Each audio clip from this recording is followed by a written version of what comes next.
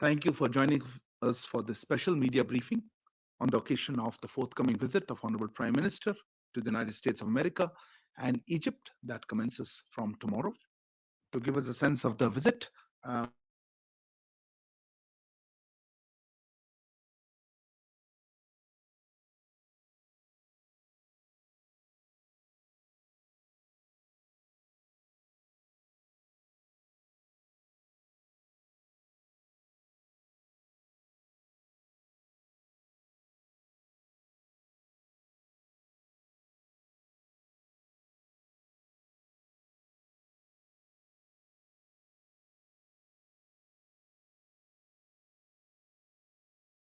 to the United States and to the Arab Republic of Egypt.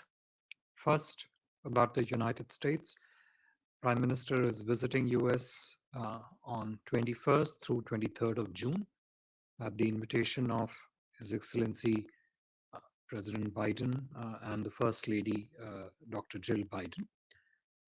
What I would do is give you a brief run overall structure of the program outline, uh, try to sketch a bit of context, key elements which currently resonate in the relationship, and then go on to speak about very briefly about the program in Egypt.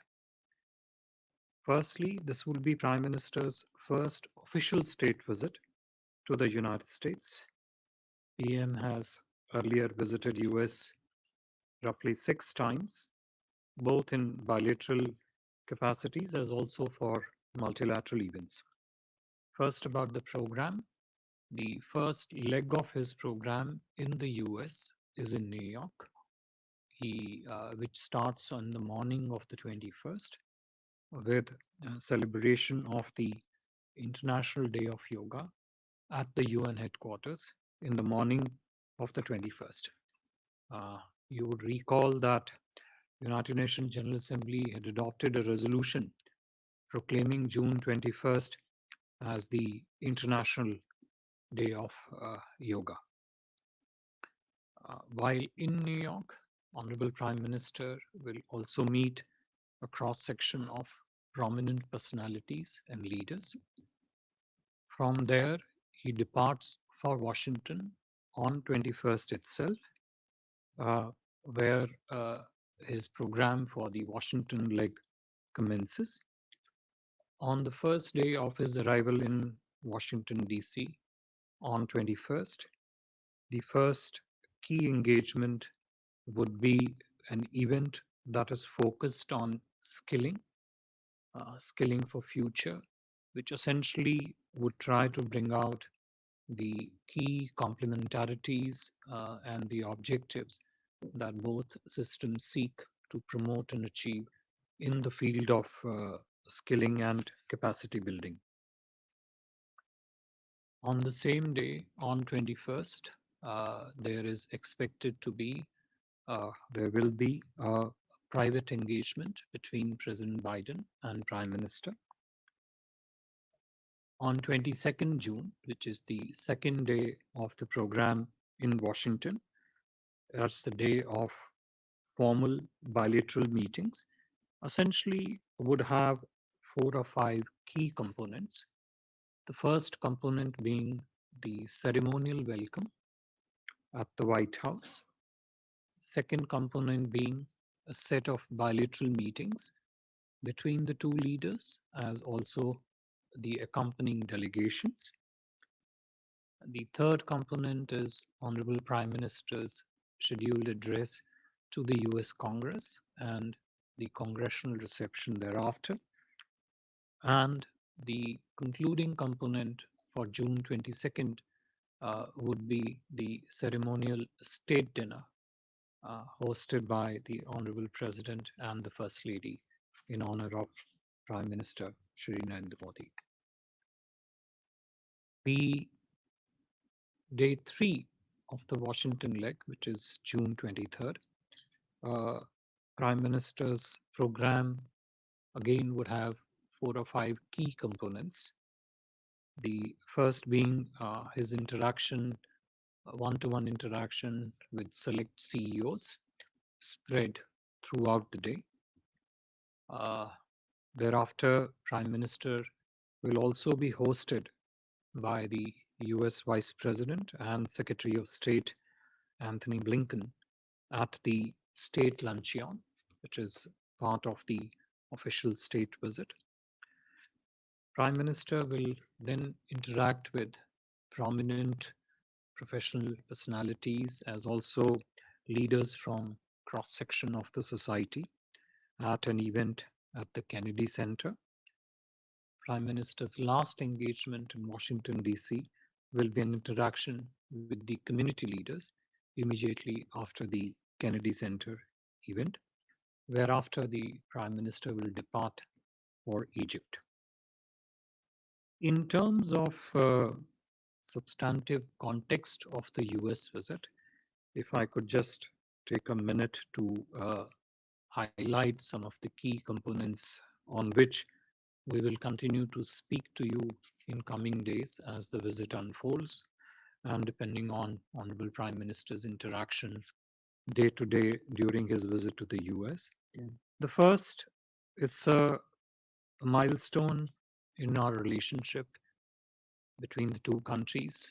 You heard Honorable External Affairs Minister say yesterday, it's a very significant visit, very important visit, a visit on which there is a genuine and widespread deep interest in the United States. Two, the visit which is very rich in both form and in substance. Uh, Three key component would be the leadership connect during the visit between the two countries. An important element of the visit will also be discussion on the bilateral relationships, the line of effort, the objectives that we set for ourselves in terms of looking at next series of transformative agenda items in years ahead. Uh, and in that, I guess the effort would also be to build a network in which these new domains of partnership could be properly positioned. Uh, I must mention here that Honorable Shri Narendra Modi ji would be among the rare few leaders, world leaders, to have been accorded the honor to address the US Congress more than once. Clearly, another key context which has always continued is a strong and widespread degree of bipartisan support in the US Congress to the strengthening of this relationship. In terms of key elements of the relationship, many of which would feature very prominently during this visit. One, of course, is the leadership, high level of and very intense level of political exchanges has been one of the key features of our relationship. Just within this month, we have had three very high-profile visits from US to India, including of which is the National Security Advisor of the US, Jake Sullivan. Prior to that, Infantry, the US, Excellency Rost. And we also had the privilege of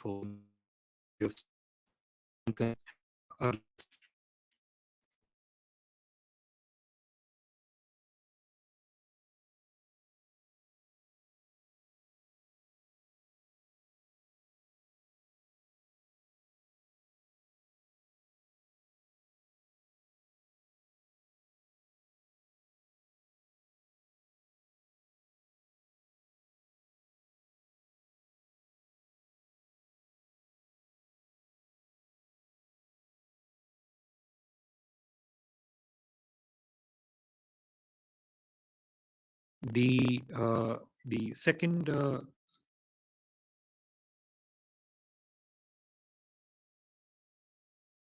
has been strong trade and investment partnership. Uh, Whether you look at the quantum of bilateral trade touching close to $200 billion or the strong flow of capital on both sides. Three, the technology component. And technology component uh, interfaces with many other domains. So technology itself interfaces in the telecom area, in the space area, in the manufacturing domain. Also, a lot of it also as a triangulation of technology, manufacturing, and investment. A lot of this translates into that.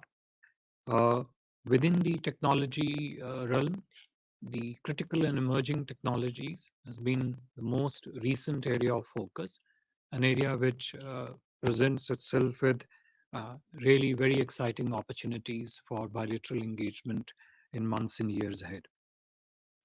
The next key component, which will also be showcased prominently during the visit, is the bilateral defense cooperation. It has been a critical pillar of our engagement, and within that, a new element this year we expect this during this visit we expect is the progress on defense industrial cooperation roadmap, which essentially takes us on the path of how the defense industries on both sides can partner closely, both in not just in the field of co-production, co-development, but also do it in a manner that the supply chains on both sides in this field, the industrial ecosystem, broadly speaking, in the field of defense, could talk to each other, could cooperate with each other far more intensely.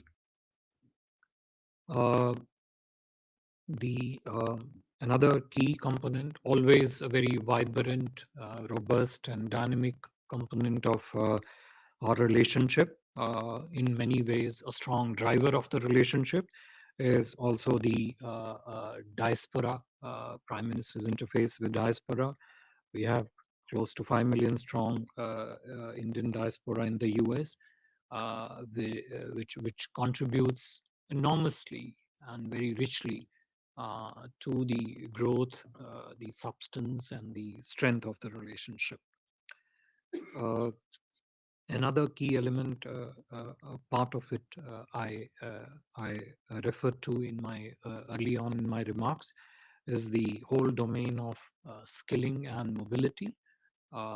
In some cases independent, in some cases linked in that regard. Those would be the broad outline contours of Honorable Prime Minister's visit to the US in terms of the program, the context in which visit is taking place, key elements, not just of the relationship, but also which will feature prominently during the Prime Minister's visit.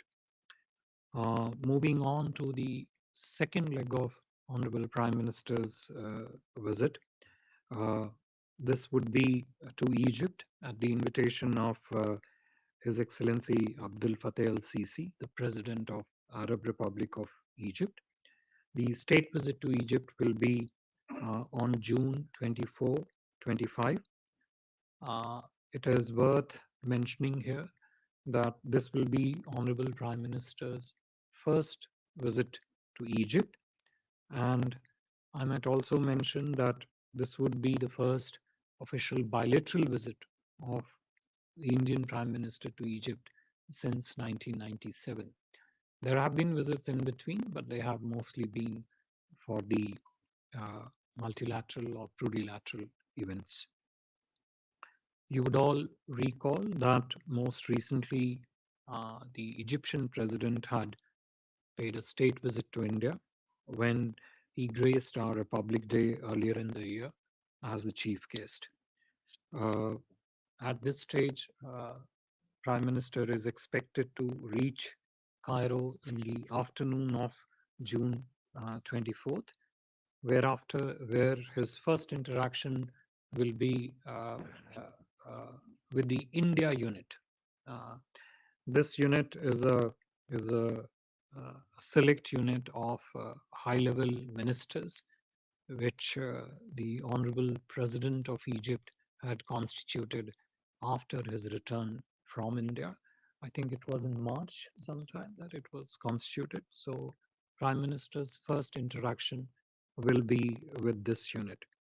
I must mention here that over the last several months, since the visit of the President of Egypt, we have seen intense level of ministerial level political exchanges between the two countries. External Affairs Minister himself, Honorable Raksha Mantri ji, and Minister of Environment have traveled to Egypt. We have had similarly at least 3 to 4 ministers from the Egyptian government who have visited India. Even as we speak, a ministerial level delegation led by the chairperson of the Suez Canal Authority is in India. Uh, Clearly shows you the extent of very sharp focus that both India and Egypt are placing on strengthening all aspects of their relationship. After that interaction with the India unit, Prime Minister will have a interaction with the small Indian community that is there in Egypt, and will likely also meet some of the prominent personalities in Egypt. His next day will begin with a visit to Al Hakim Mosque.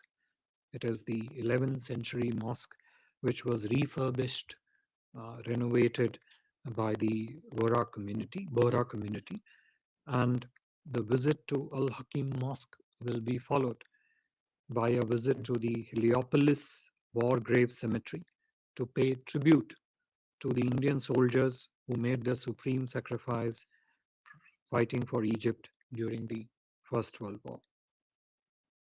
Prime Minister will have official engagement at the Presidency of Egypt, including bilateral talks with President of Egypt and signing of various MOUs and agreements on that day. Thereafter, Prime Minister would return to India. Just a brief few words on the key elements of substance. I just referred to the intense level of political exchanges. I must also add that most recently the Grand Mufti of Egypt was in India on a very successful visit.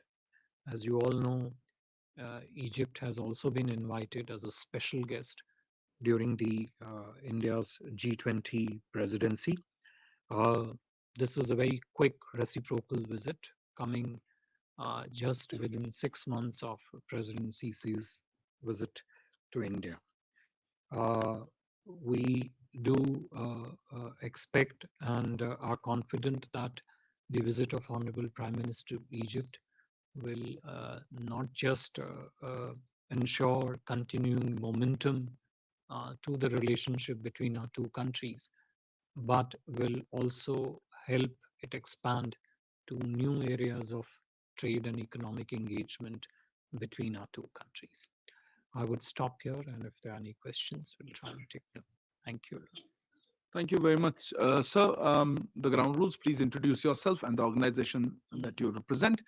I know there'll be a lot of interest, so we'll try to also limit the number of questions because Foreign Secretary has other engagements. Let me try to start with you there. Yeah. Secretary, good morning. Rishabh from Times Now. So, two questions. One, there are reports that Indian Prime Minister has written to G20 counterparts regarding African Union. I'm coming to this topic only. African Union thing. Will that be discussed in US? What will be discussed in the the US? African Union permanent membership to G20 that Prime Minister has written. Okay. And so, if we can have some details of CEOs who will be meeting Prime Minister in United States. CEOs who is meeting? Prime Minister is holding meetings with the CEOs. Yes, you have the same question. Next, there was another hand. Yeah, go ahead. Microphone.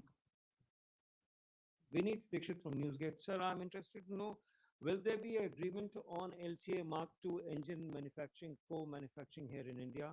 And The is GE that one. part of the defense Is that the partnership? GE one in Dangon?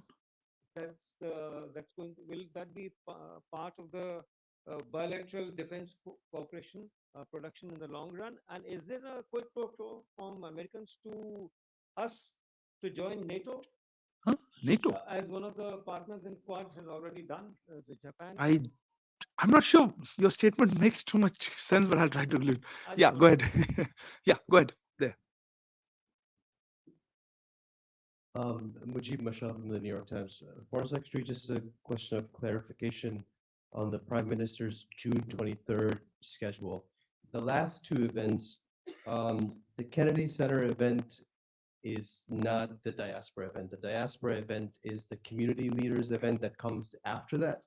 And can you tell us a little bit about the sort of the scale of the diaspora event? Is it going to be similar to the one on during Prime Minister's last visit, or is this a more selective interaction? Yeah, please.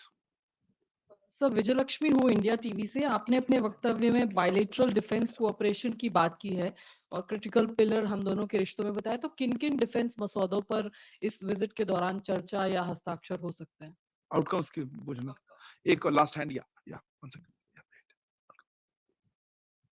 Smita Sharma, work independently. Foreign Secretary, we are hearing reports that some members of the US Congress, including Democrat lawmakers, will possibly issue statements on issues of human rights, and there are some protests that are being planned during the visit. Has India taken this up with the other side? And the issue of Sorry. Myanmar What? and the Sorry. civil No, war. I didn't get your question. What? What is your No, question? no. There are reports that people will write letters. We should take it up in advance. That doesn't Is make this sense. subject, That doesn't make merit sense. of discussion? Please have a specific question. There could be a moment of embarrassment if there are protests are planned and it happens. So- So is the Indian side taking that into account at all? What is your question? There are planned protests during the Prime Minister's visit on issues of human rights, including some Democrat lawmakers who have suggested they will be issuing statements. Okay, fair enough. Does India have a view of this? And on the Myanmar civil war situation, which seems to be worsening, because that's one area where India and US definitely do seem to have a different position. Is that something that's going to come up in talks? Yeah, I think we'll hold for that. No, you want to take more questions, sir? Or do we? Okay, yeah, no, yeah, yes, ma'am, go ahead. Vedika Sood from CNN. My question is the Indian government hoping, or is the Prime Minister hoping to sign any weapon deals that might reduce India's reliance on Russian arms? Thank you. I'll come back in the next one. Thank you very much. Let me just bunch up the set of questions relating to defense. LCA Mark II, Raksha Sahyog, weapon deal, and put it in a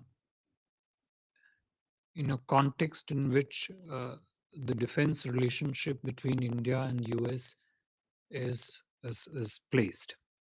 Look, if you look at the complete matrix of India-US defense engagement, defense partnership, you will find that it is very robust, it is very dynamic, it has all the significant elements that that make it so important. We conduct a large number of bilateral military exercises, both bilateral as also regional in nature. Our armed forces of the two countries have all kinds of staff-to-staff engagement that takes place between the two sides. India also is an important deployer of the US equipment and platforms. Some of it are used by India.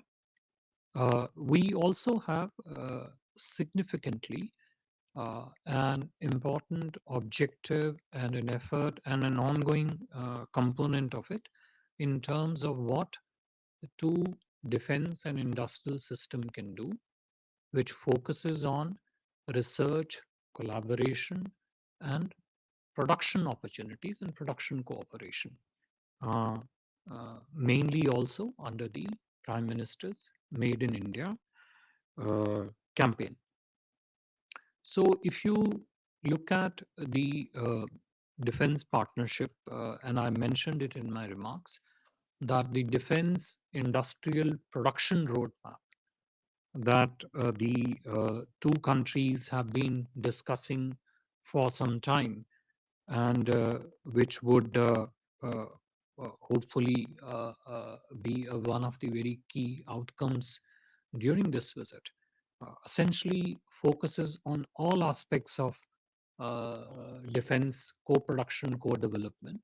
And what is important is it also talks about how the defense industrial ecosystems of the two countries could cooperate much better, how the supply lines in the field of the defense industries could also interface with each other much better.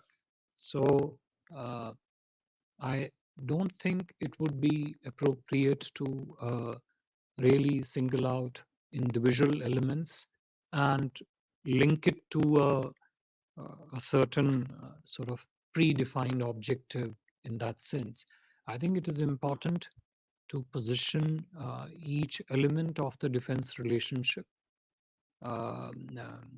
very correctly in the overall network of defense relationship, and also the way defense relationship is positioned in the larger overall relationship. That's the element of defense which is coming out from the questions. Times now, and I think Yeshi, your ठीक है.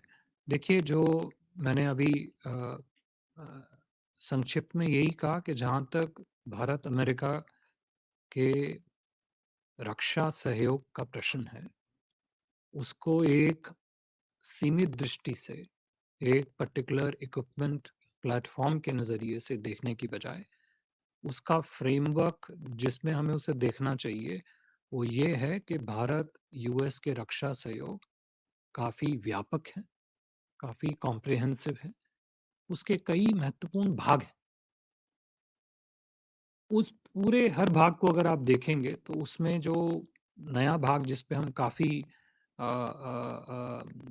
काफ़ी ज़ोर से केंद्रित हैं, वो है कि किस प्रकार भारत तथा यूएस के रक्षा औद्योगिकी से जुड़े हुए जो कंपनीज हैं, वो किस प्रकार से एक दूसरे के साथ अपना द्विपक्षीय सहयोग, अपना द्विपक्षीय सहकार्य बढ़ा सकते हैं. दूसरा, रक्षा के क्षेत्र में जो दोनों देशों के बीच में इंडस्ट्रियल सप्लाई लाइन लिंकेजेस हैं, इंडस्ट्रियल प्रोडक्शन इकोसिस्टम्स हैं, वो किस प्रकार से एक दूसरे से बात कर सकते हैं. और उसका मुख्य उद्देश्य, मुख्य तात्पर्य यही है कि किस प्रकार से भारत यूएस रक्षा सहयोग एक इंडस्ट्रियल प्रोडक्शन इकोसिस्टम की तरफ बढ़े, जिससे न केवल दोनों देशों के रक्षा सहयोगों को बल मिलेगा, अपितु जो वैश्विक परिप्रेक्ष्य है उसमें भी दोनों देशों के रक्षा संबंध एक अच्छी प्रगति कर सकते हैं. मुख्य रूप से रक्षा को लेके ये प्रश्न है. The question from Times Now, and I think you also had similar question, which is the G20 and the CEOs meeting. Prime Minister, as I mentioned in my remarks, will interact with a prominent cross-section of personalities while he's in US, both in New York and in Washington, DC. This would include some prominent CEOs also. These meetings will be in multiple settings. As and when these meetings take place, the substantive discussions of those meetings, what exactly is achieved and sought to be achieved during this meeting, we would share with you as we go along. See, on the G20, India's presidency in the G20 has already been quite remarkable and unique. I mean, I may be factually sort of slightly off the mark here, but to my recollection, this would perhaps be the first presidency which has taken G20 out really from the capitals to all over the country. I mean, we have had already roughly what 140 odd meetings spread pretty much all over India. The number of venues in the cities and places in the country that we have used is just shows the extent of commitment that India has to ensure that G20 travels far and wide within the country. Naturally, when the Honorable Prime Minister meets with the US leadership, President Biden, the focus on what India is trying to do in its G20 presidency, especially with regard to priorities, interests, and concerns of the countries of the Global South, that large chunk of Global South that actually remains unrepresented in the G20, for which the Honorable Prime Minister also held, if you would all remember, the Voice of Global South Summit in January this year. The idea is to put that on the table and put that on the table with the importance that it deserves in terms of being included onto the G20 agenda. Naturally, in that, the interest of the African countries, which represents a large section of the Global South, are important, and they would feature in the honorable discussions between the Honorable Prime Minister and the President. The NATO, I guess. yeah, I'll come to that. I think Smita, if I could just come to your question on the U.S. Congress, planned protests, Myanmar, and the situation in Myanmar. Look, when Honorable Prime Minister travels abroad, all aspects of his visit, including those that pertain to safety, security, and other administrative arrangements, are made duly by the appropriate agencies, and I'm sure they will do, what is required to be done. We don't comment on those aspects of the arrangements of the Honorable Prime Minister. You talked about, you referred to some planned communications that, according to your information, might come. I would position this slightly differently. I would say that we look at this visit from a very different frame of reference. I mentioned in my remarks that we sense deep and widespread positive interest in the US on the visit. We are aware, evidence-based, aware of the positive things we have done in the relationship. 3, we are determined and targeted to move to the new domains of strategic partnership, which are crucial not just for partnership between our two societies, two countries, two systems, but which would also be a positive, net positive contributors to the developments in the world. 5, the extent of enthusiasm across the various cross sections of the US system is palpable. I don't write the media news, you guys write. You can well see that spread over the pages of the media for yourself and determine what is the frame of reference in which the two systems are looking at the relationship. So we look at the relationship from that frame, not from any other frame. The Myanmar question. I really cannot, it's not correct for me to prejudge what the two leaders will speak in their discussions, but it would be natural to expect that the regional and the global situation will come up for discussion. During that, as I said again, it is not correct for us to frame the agenda of discussions between the two leaders in that sense. But on Myanmar, I think our position has always been very clear, and the US side appreciates that position. Let's not forget that we have a large border with Myanmar. Uh, uh, Myanmar is our neighbor. The kind of framework in which we deal with our relationship in Myanmar is very different. We have continued with our extensive humanitarian assistance and development cooperation with Myanmar, um, even during the times that Myanmar was troubled, so to speak.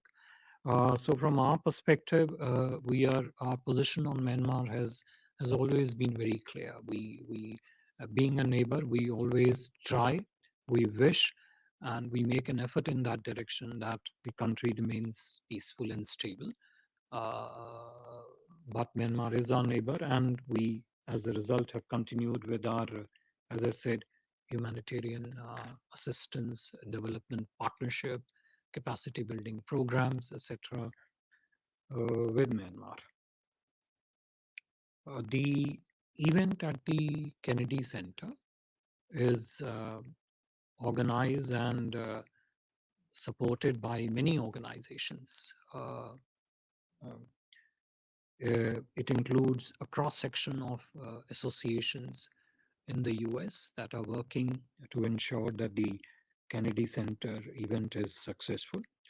To my understanding, that particular event would include business leaders from across the different sections of the society, young entrepreneurs. That's an important segment of our partnership. Think tank members from across the United States, the young Indian Americans, Indian American leaders. So it's a more cross section of the participants that would be in that Kennedy Center event. Reagan Center event, which you refer to, is organized by the community. Let me just add a word which I had a chance to share with some of the friends from the media that and I mentioned it in my remarks. The Indian community, Indian diaspora in the United States, is really one of the strongest anchors of the relationship, if you were to say, and also drives it crucial the relationship, and as a result, you would have noticed that Honorable Prime Minister have always given it top importance to interface with the community leaders. The settings have kept changing. The parts of the US have kept changing, but the enthusiasm, the energy, the dynamism of the community is something which is very dear and is a top priority for the Honorable Prime Minister, and he makes it a point to connect with that critical segment of our relationship, which is what he would do at the Reagan Center also. On the NATO question, which was kind of, I think our External Affairs Minister has already sort of clarified our position on this, and I think he has said this is not a template that suits us. So I don't want to add anything more to that. Do you have any other? Thank you, sir. on this? Kallol, one second, I'll come back to. So Kallol Bhattacharjee from The Hindu. My question is regarding the Global South. When you held the Global South Summit earlier this year, the impression that we got was that India is the leader of the Global South. When you held means? I mean, when you mean the government of India, that is. All right. I thought you, when you said we to you quickly, I was a little surprised. So when the government of India organized the Global South meeting, we got the impression that India is the leader of the Global South. Now that you are pitching for the leadership and the inclusion of the African Union in G20 and also saying that the Global South is not represented at G20, are you indicating that you don't want to shoulder the responsibility of the Global South and that you want to divide the responsibility of leading the Global South with other members of the Okay, Global okay, South? hold on. Sorry, I normally don't interrupt a question, but this one sounds more towards a thesis question. It has to be specific to Prime Minister's visit to the US. Maybe we'll have one response indirectly, but I'm not sure what you meant. I couldn't understand it. Parikshit. Sir Parikshit from CNBC. On the question of critical and emerging technologies, there's been some very intense negotiations between India and US on semiconductors. Even the US NSA had said that there will be a big announcement on chips. So could you give us a sense of one? Pause. US NSA said that, asking us, asking him. No, Which way is this conversation? I wanted to ask if there is a private sector investment that will be announced, and if there is a collaboration between India and US on semiconductors between the industry and government, what will that entail, sir? Abhishek. So Abhishek Kapoor from Republic TV. US NSA, in fact, in Tokyo mentioned that in some ways the India-US relationship is now more important than the US-China relationship. A week before that, we had Kurt Campbell, advisor on Indo-Pacific, saying that the India-US relationship is going to take an escape velocity. What kind of orbit we are looking at? I just wanted to understand the New Delhi view, these kind of words coming in from the US establishment, really the red carpet. How does India see the trajectory going? Is there a 10-year plan, 20-year plan? Neeraj. No. Sir Neeraj हूँ news 18 India से प्रधानमंत्री के दौरे के दौरान अमेरिकी राष्ट्रपति से चीन और पाकिस्तान के संदर्भ में किन किन मसलों पे चर्चा होगी? बहुत general question. Anyway, ठीक है. Srinjoy, all the time, I had a question, but anyway, I'll give you Srinjoy.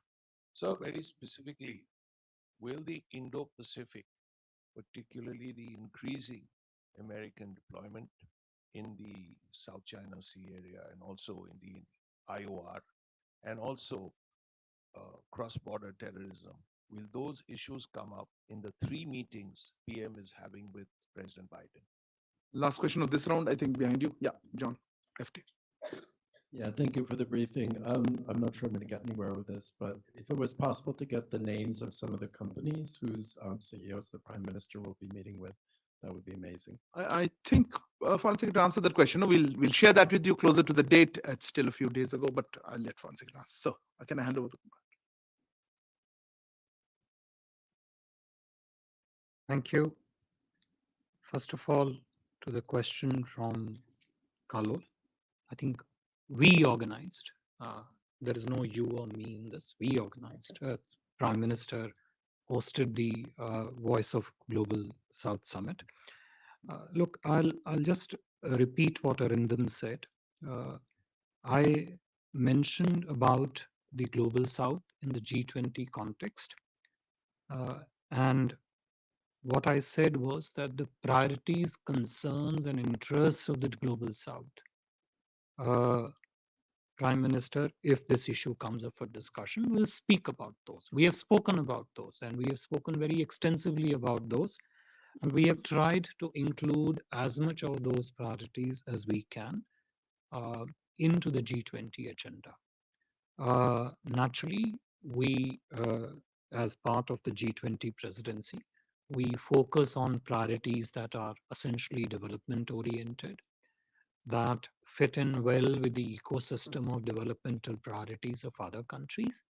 But having said that, we do realize that countries of the Global South have their individual concerns, interests, and priorities. And it is only fair to include at least those priorities, interests, and concerns where membership may not be represented in the G20 setting. That's the reference I was making to in response to the question that came up. Parikshit, to your question on the semiconductors and what exactly it entails.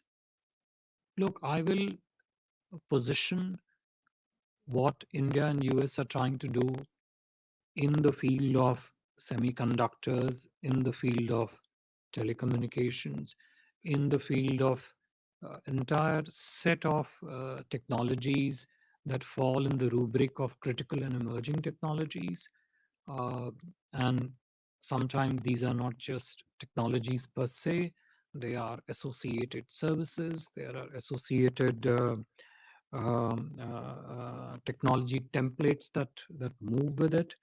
The entire rubric of those discussion naturally focuses on what the industry on both sides, what some of the research institutions on both sides can collaborate on. The options are extensive.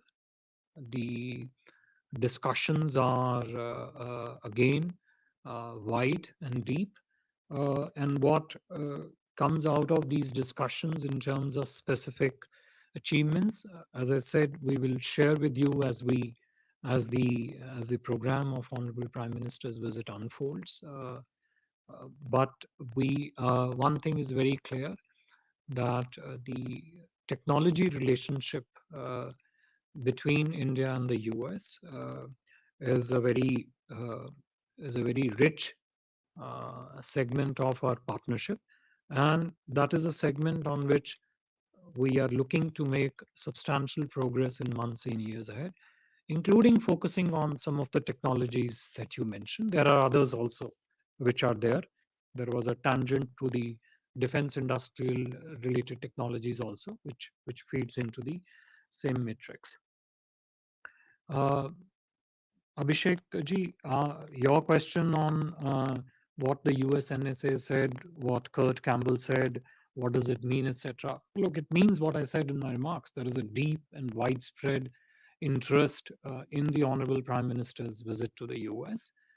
There is a extensive government-wide effort on both sides to enrich the relationship further by including some of the key areas of cooperation. Technology, obviously from the set of question is featuring very prominently in that. That's what it means.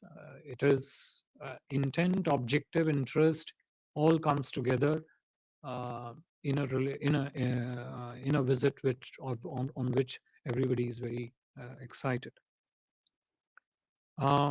Neeraj ji, जैसे मैंने पहले भी कहा कि माननीय प्रधानमंत्री जी और US के राष्ट्रपति आपस में वार्ता का क्या एजेंडा रखते हैं, ये तो कहना हमारे लिए संभव नहीं होगा, मगर क्षेत्रीय और वैश्विक हर वो मुद्दा जो महत्वपूर्ण है दोनों देशों के परिप्रेक्ष्य में, उस हर मुद्दे पे समय अनिश्चित जो है, समय की उपलब्धि के अनुचित बातचीत होगी, लेकिन किस स्पेसिफिक विषय पे बात होगी या नहीं होगी, वो कहना जो है मेरे ख्याल से मुश्किल होगा. I will, Shinjoy, your question I'll partly link to what Neeraj also asked, which is the Indo-Pacific. You refer to the cross-border terrorism issue. There are other challenges which feature in the larger safety and security domain. I would say that, as I said, when the two leaders meet, they would obviously focus on things which are of larger strategic importance to them, whether they are in the regional context or in the global context. But it's not, that is that's for the leaders to decide and for them to discuss. On the FTA, I think you answered. Can I change? Which of the CEOs he's meeting? Yeah. To the question from the Financial Times, as I just mentioned earlier on also, specific meetings that the Honorable Prime Minister would have with individual CEOs and the cross-section of prominent personalities, we'll share with them as they happen and what happens in those meetings. So we are running out of time. Just take a few last questions just here. Yeah.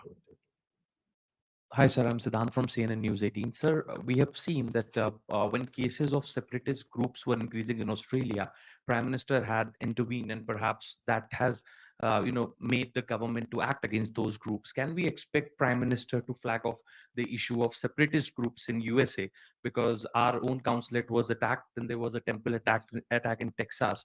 So can we have this issue being raised by the Prime Minister? Thank you. Yeah. Next, please.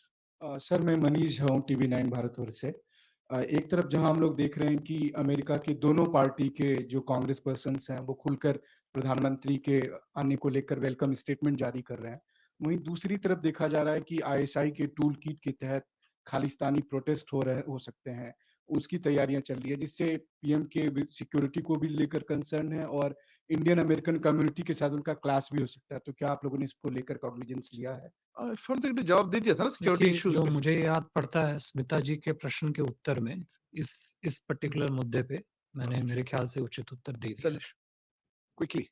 Salisha. Microphone, yeah. So I'm Shailesh from National Defense. As Foreign Secretary, I want to know your view about PM Modi's visit to US, how it would help balancing Indo-Pacific, particularly in view of the statement made by Mr. Mike Collins that China is a big enemy, and State Secretary visiting China and had a marathon meeting with. I do think we answered the question in detail. You're not adding anything new. Okay, Huma, please. I'm Huma Siddiqui from the Financial Express. Just wanted to understand how many agreements will be inked in Egypt, and if there is any, would there be any announcement related to space and defense cooperation in the Egypt? I can tell you in advance, we will not tell you right now. So please, sir, the floor is yours for the remaining questions. Okay.